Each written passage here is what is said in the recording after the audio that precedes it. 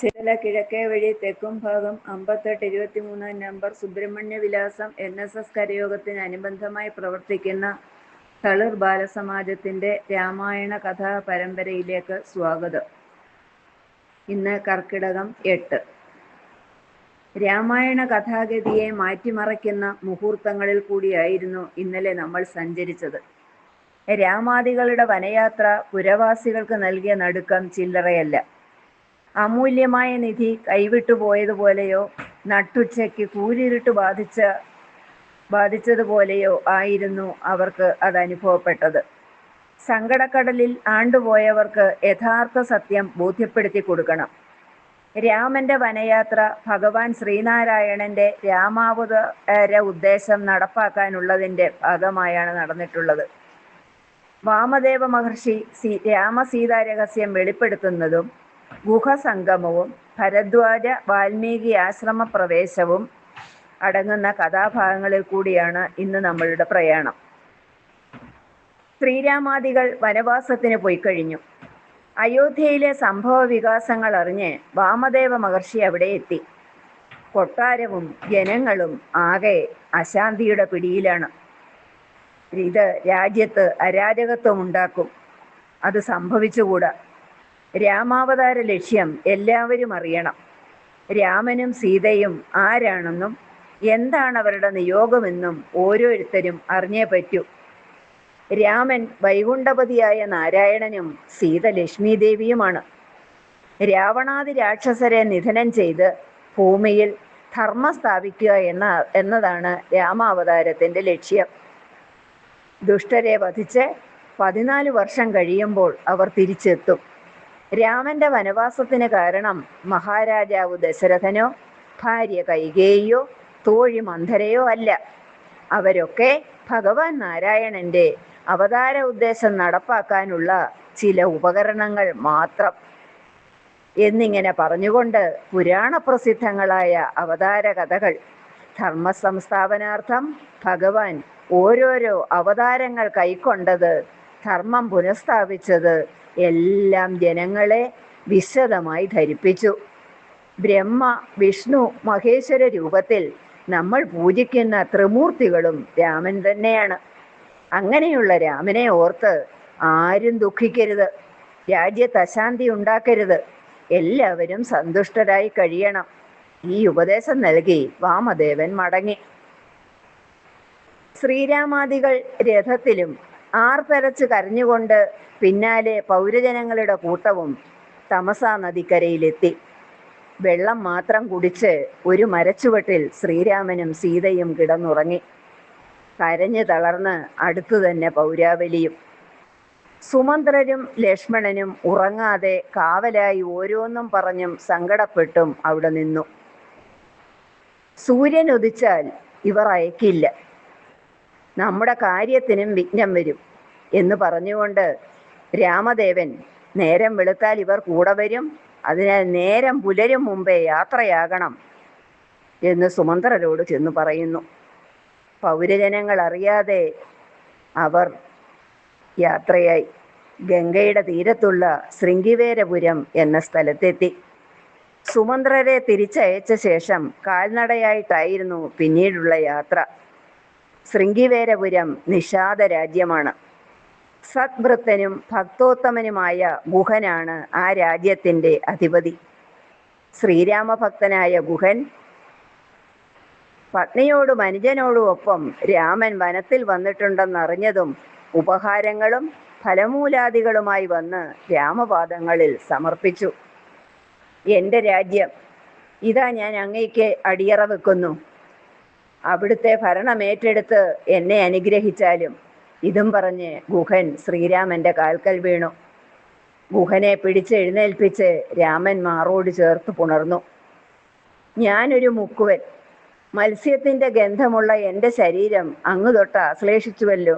ഞാൻ ധന്യനായി. അങ്ങ് കാട്ടിൽ വൃക്ഷച്ചുവട്ടിൽ വിശ്രമിക്കാതെ എൻ്റെ താമസ സ്ഥലത്തേക്ക്, എൻ്റെ രാജ്യത്തേക്ക് വരൂ. അതിനങ്ങയ്ക്ക് ദയവുണ്ടാകണം. ഇപ്പോൾ നിന്റെ ആതിഥ്യം സ്വീകരിക്കാൻ എനിക്ക് നിർവാഹമില്ല. അച്ഛൻ്റെ സത്യം പാലിക്കാൻ വനവാസം സ്വീകരിച്ച എനിക്ക് സൽക്കാരങ്ങളും മറ്റൊരാളുടെ ഗ്രഹത്തിലെ വാസവും ഭോജനവും ഒന്നും പറ്റില്ല. ഞാൻ 14 വർഷത്തെ വനവാസം പൂർത്തിയാക്കി നീ തരുന്ന ആതിഥ്യവും സ്വീകരിച്ച് അയോധ്യയ്ക്ക് പോവുകയുള്ളൂ. നീ എന്നും എൻ്റെ ഇഷ്ട സുഹൃത്തു തന്നെയായിരിക്കും. ഇപ്പോൾ ഞങ്ങൾക്ക് ആവശ്യം വടക്ഷീരമാണ്. അത് കൊണ്ടുതന്നാൽ വളരെ ഉപകാരമായിരിക്കും. ഗുഹൻ കൊണ്ടുകൊടുത്ത വടക്ഷീരവും ഭസ്മവും ചേർത്ത് രാമലക്ഷ്മണന്മാർ അവരുടെ മുടി ജട പിടിപ്പിച്ചു. മരച്ചുവട്ടിൽ ലക്ഷ്മണൻ ദർഭപുല്ല് വിരിച്ച് തയ്യാറാക്കിയ തൽപ്പത്തിൽ ശ്രീരാമചന്ദ്രനും സീതയും കിടക്കുന്നത് കണ്ട് ദൈവമേ, ഇതെങ്ങനെ കണ്ടു സഹിക്കും എന്ന് പറഞ്ഞ് ഗുഹൻ വിങ്ങിപ്പൊട്ടി കരയാൻ തുടങ്ങി. സുഖദുഃഖങ്ങൾ മനുഷ്യജീവിതത്തിൽ മാറി മാറി വരും. ആർക്കും ശാശ്വത സുഖമോ ദുഃഖമോ ഇല്ല. എല്ലാവരും കർമ്മബന്ധത്താൽ ബന്ധിതരാണ്. പൂർവജന്മത്തിലെ കർമ്മഫലവും നമ്മൾ അനുഭവിക്കാൻ ബാധ്യസ്ഥരുമാണ്. ദേവാസുരന്മാരും അവതാര പുരുഷന്മാരും ആരും തന്നെ കർമ്മബന്ധത്തിൽ നിന്ന് മുക്തരല്ല. നമ്മുടെ ഈ പ്രപഞ്ചം സുഖത്തേക്കാൾ കൂടുതൽ ദുഃഖാത്മകമാണ്. ഓരോരുത്തരും ഓരോരോ വേഷങ്ങൾ അഭിനയിച്ച് അണിയറയിൽ മറയുന്നു. അതിനാൽ നീ ഒട്ടും വിഷമിക്കേണ്ട കാര്യമില്ല. ഈ കാലം കടന്നുപോകും. ലക്ഷ്മണൻ ഗുഹനെ സാന്ത്വനപ്പെടുത്തി. ഗുഹനും ലക്ഷ്മണനും സീതാരാമന്മാരുടെ ഉറക്കത്തിന് ഭംഗം വരാതെ രാത്രി വെളുക്കുവോളം ഉറങ്ങാതെ കാവൽ നിന്നു. തൊട്ടടുത്ത ദിവസം രാമനിർദ്ദേശമനുസരിച്ച് ഗുഹൻ തോണി വരുത്തി അത് സ്വയം തുഴഞ്ഞ് രാമാദികളെ ഗംഗ കടത്തിവിട്ടു. രാമ ഗുഹ സമാഗമം ഒരു നല്ല സുഹൃത്ത് എങ്ങനെയായിരിക്കണം എന്നതിൻ്റെ ഉത്തമ ദൃഷ്ടാന്തമാണ്. അവിടെ ജാതിക്കോ സ്ഥാനമാനങ്ങൾക്കോ ഒന്നും സ്ഥാനമില്ല. രാമൻ ജാതി ചിന്തയില്ലാത്ത വ്യക്തിത്വത്തിനുടമയായിരുന്നു. തൻ്റെ അധികാരപരിധിയിലുള്ള രാജ്യം രാമൻ അടിയറ വെച്ച് ഭൃത്യനായി ദാസനായി സേവിച്ചു കൊള്ളാം എന്ന് പറഞ്ഞ ഗുഹനോട് നീ ഭൃത്യനല്ല, എന്നു എൻ്റെ നല്ല സുഹൃത്തു തന്നെയാണ്. ഇതായിരുന്നു രാമൻ്റെ മറുപടി. ആപത്തണയുമ്പോൾ ഉപേക്ഷിക്കുകയല്ല, ചേർത്ത് നിർത്തുകയാണ് വേണ്ടതെന്ന സത്യം ഇവിടെ അനാവരണം ചെയ്യപ്പെടുന്നു. അതുതന്നെയാണ് ഒരു സുഹൃത്തിൻ്റെ കടമയും. ഗംഗയും കടന്ന് വനത്തിൽ പ്രവേശിച്ച ശ്രീരാമാദികൾ ആദ്യം സന്ദർശിക്കുന്നതും അനുഗ്രഹം വാങ്ങുന്നതും സപ്തർഷികളിൽ ഒരാളായ ഭരദ്വാജ മഹർഷിയെയാണ്. ഭരദ്വാജ മഹർഷിയുടെ ആതിഥ്യം സ്വീകരിച്ച ശേഷം അവർ കാളിന്തി കടന്ന് ചിത്രകൂട പർവ്വതത്തിലെത്തി. അവിടെയാണ് രാമായണ കർത്താവായ വാൽമീകിയുടെ ആശ്രമം. വാൽമീകിയെ കണ്ട് വന്ദിച്ച് വനത്തിൽ സീതയുമൊത്ത് താമസിക്കാൻ പറ്റിയ ഒരിടം കണ്ടെത്തുകയായിരുന്നു രാമൻ്റെ ഉദ്ദേശം. എന്നാൽ രാമനെ കണ്ടയുടനെ രാമമഹത്വം വർണ്ണിച്ചുകൊണ്ട് ആ നാമജപം കൊണ്ട് താൻ ബ്രഹ്മർഷിയായ കഥ വാൽമീകി രാമന് പറഞ്ഞു കേൾപ്പിക്കാനാണ് ഇഷ്ടപ്പെടുന്നത്. ബ്രാഹ്മണകുലത്തിൽ പിറന്ന് ചീത്ത കൂട്ടുകെട്ടുകൾ കാരണം ചണ്ടാളന് ചേർന്ന പ്രവൃത്തികൾ ചെയ്ത ക്രൂരനായ കൊള്ളക്കാരനായിരുന്നു രത്നാകരൻ. അന്ന് വാൽമീകിയുടെ പേരാണ് രത്നാകരൻ എന്നത്. ദുരാചാരയായ ഒരു സ്ത്രീയെയാണ് രത്നാകരൻ വിവാഹം കഴിച്ചത്. വേദകർമ്മങ്ങൾ ചെയ്യേണ്ടവൻ ചെയ്തത് പിടിച്ചുപറി, കൊല, കൊള്ള എന്നിവയും. കുറേ മക്കളും ഉണ്ടായി. അവരെ തീറ്റിപ്പോറ്റാൻ ജന്തുഹത്യയും ശീലമാക്കി. അങ്ങനെ ഇരിക്കെ ഒരു ദിവസം അത്രി, വസിഷ്ഠൻ, വിശ്വാമിത്രൻ, ഗൗതമൻ, യമദഗ്നി, കശ്യപൻ, ഭരദ്വാജൻ എന്നീ സപ്തർഷികൾ തോളിൽ ഭാണ്ഡക്കെട്ടുകളുമായി വരുന്നത് അവൻ ദൂരെ നിന്ന് കണ്ടു. ഇന്നത്തെ കാര്യം കുശാലായി. എല്ലാവരുടെയും കയ്യിൽ വലിപ്പമേറിയ ഭാണ്ഡക്കെട്ടുകളുണ്ട്. രത്നാകരൻ ഓടി അടുത്ത് ചെന്ന് അവരെ ആക്രമിച്ച് ഭാണ്ഡം കൈക്കലാക്കാൻ ശ്രമിച്ചു. മുനിമാർ ആദ്യമൊന്ന് സംഭ്രമിച്ചു. എന്നാൽ അത് പുറത്തു കാട്ടാതെ, ഹേ കാട്ടാള, ഞങ്ങളുടെ ഈ കെട്ടുകളിൽ വിലപിടിപ്പുള്ള യാതൊന്നും തന്നെയില്ല. കുറച്ച് വസ്ത്രങ്ങളും ധാന്യവും മാത്രം. മറ്റുള്ളവരുടെ മുതൽ പിടിച്ചു പറിക്കുന്നത് പാപമാണെന്ന് നിനക്കറിയില്ലേ? നീ എന്തിനാണ് ഈ പാപകർമ്മങ്ങൾ ചെയ്യുന്നത്? മുനിമാരുടെ ചോദ്യം കേട്ടതും അവൻ്റെ ചുണ്ടിൽ ഒരു പുച്ഛ ചിരി വിരിഞ്ഞു. എൻ്റെ ഭാര്യയുടെയും മക്കളുടെയും വിശപ്പടക്കണം. അതിനെനിക്കറിയാവുന്ന തൊഴിലല്ലേ എനിക്ക് ചെയ്യാൻ പറ്റൂ. പിന്നെ പാപവും പുണ്യവും അതൊന്നും എനിക്കറിയില്ല. മുനിമാർ അവനെ സൂക്ഷിച്ചു നോക്കി. നീ പറഞ്ഞത് ശരി തന്നെ. ഈ പാണ്ടക്കെട്ടെല്ലാം നീ എടുത്തോളൂ. പക്ഷെ ഒരു കാര്യം, നീ ഞങ്ങളുടെ ഒരു സംശയത്തിന് മറുപടി തരണം. എന്താണ് നിങ്ങളുടെ സംശയം? വേഗം ചോദിക്കൂ എന്ന് പറഞ്ഞ രത്നാകരനോട്, നിന്റെ ഭാര്യയുടെയും മക്കളുടെയും വിശപ്പടക്കാൻ നീ ഈ പ്രവൃത്തി ചെയ്യുന്നു. എന്നാൽ നീ ചെയ്യുന്ന പ്രവൃത്തിയുടെ ഫലം നീ പിടിച്ചു പറിച്ചുകൊണ്ട് ചെല്ലുന്ന വകകൾ ഭക്ഷിക്കുന്ന നിന്റെ ഭാര്യയും മക്കളും കൂടി പങ്കിട്ടെടുക്കുമോ? അവരോട് ഈ ചോദ്യം ചോദിച്ചിട്ട് വരൂ. അതുവരെ ഞങ്ങൾ ഇവിടെ കാത്തു നിൽക്കാം. രത്നാകരൻ തികച്ചും ആത്മവിശ്വാസത്തോടെ വീട്ടിലെത്തി. ഭാര്യയോട് മുനിമാരുടെ സംശയത്തിന്റെ കാര്യം പറഞ്ഞു. നിങ്ങൾ അതിന് ഉത്തരം പറയാൻ മടിക്കുന്നതെന്ത്? അവനവൻ ചെയ്യുന്ന കർമ്മങ്ങളുടെ ഫലം അവനവൻ തന്നെയല്ലേ അനുഭവിക്കേണ്ടത്? ഭാര്യയുടെ മറുപടി കേട്ടതും അവൻ ആദ്യം ഒന്ന് അമ്പരന്നു. അവൻ്റെ ചിന്തയിൽ വെളിച്ചത്തിൻ്റെ ഒരു നുറുങ്ങ് സൃഷ്ടിക്കപ്പെട്ടു. ചെയ്ത തെറ്റുകൾ ഓരോന്നും അവൻ്റെ മനസ്സിൽ തെളിഞ്ഞു. ഞാൻ ചെയ്ത തെറ്റുകൾ, അതിൻ്റെ എല്ലാം ഫലം ഞാൻ ഒറ്റയ്ക്ക് അനുഭവിക്കണം. ആരും കൂട്ടില്ല. പശ്ചാത്താപത്താൽ നീറുന്ന മനസ്സോടെ, ഇടറുന്ന കാലടികളോടെ, ധാരധാര കണ്ണുനീർ വീഴ്ത്തിക്കൊണ്ട് അവൻ മുനിമാർക്കരികിലെത്തി. അമ്പും വില്ലും ദൂരെ എറിഞ്ഞു.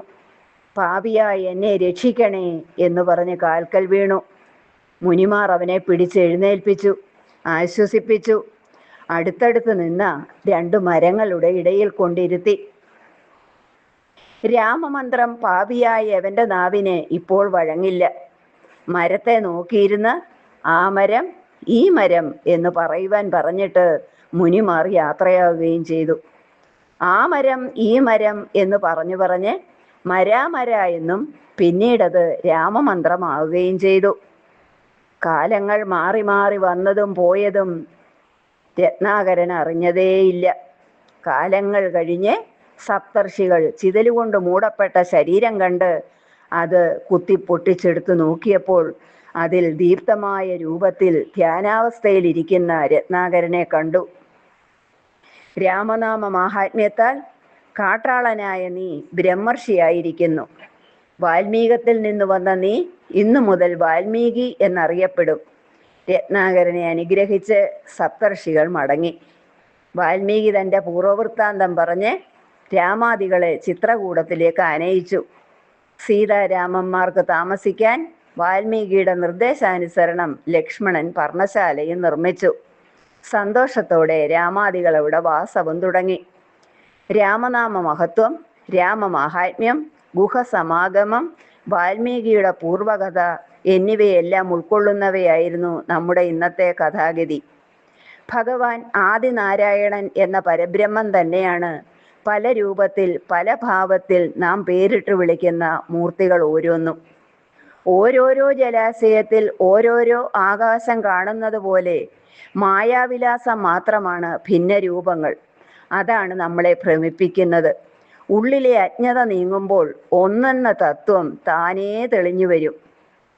ഭഗവാൻ വിഷ്ണുവിൻ്റെ ദ്വാരപാലകന്മാരായ ജയവിജയന്മാർ സനകാദികളെ നിന്ദിച്ചതിൻ്റെ പേരിൽ 3 ജന്മമെടുത്ത് അവസാനം ഭഗവാനിൽ ലയിക്കുന്നത് തന്നെ ഇതിൻ്റെ ഒരു ഉദാഹരണമാണ്. ഒന്നിൽ തുടങ്ങി ഒന്നിൽ അവസാനിക്കുന്നു. കാട്ടാളനെ ബ്രഹ്മർഷിയാക്കി മാറ്റിയ രാമനാമം അത് നമുക്കും ജപിച്ചു തുടങ്ങാം. അവനവൻ ചെയ്യുന്ന പ്രവൃത്തിയുടെ ഫലം അവനവൻ തന്നെ അനുഭവിക്കേണ്ടി വരുമെന്ന തത്വം ഓരോ പ്രവൃത്തി ചെയ്യുമ്പോഴും സ്മരിക്കാം. രാമസ്മരണയോടെ, രാമനാമ ജപത്തോടെ നമുക്ക് നിർത്താം. ഹരേ രാമ രാമ രാമ ഹരേ ഹരേ.